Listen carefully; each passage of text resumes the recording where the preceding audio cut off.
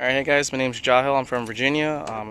I saw the ad online about the shock sensor alarm, so I bought it from @shocksensor.com. The guys are really nice, came in really quickly, so I went ahead and installed it myself. Really easy kit. So I have the 18 Honda Accord 2-liter Sport Edition.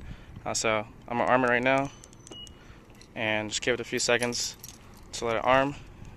Go ahead and just give it a kick. My hand. Alright, turn it off real quick.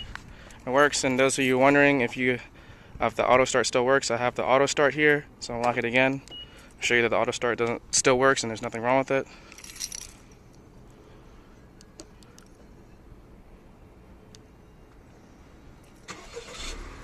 Car starts fine, no issues. So thank you guys. You guys should know, get one from @shocksensor.com. It's great, it's useful, and I feel safe now.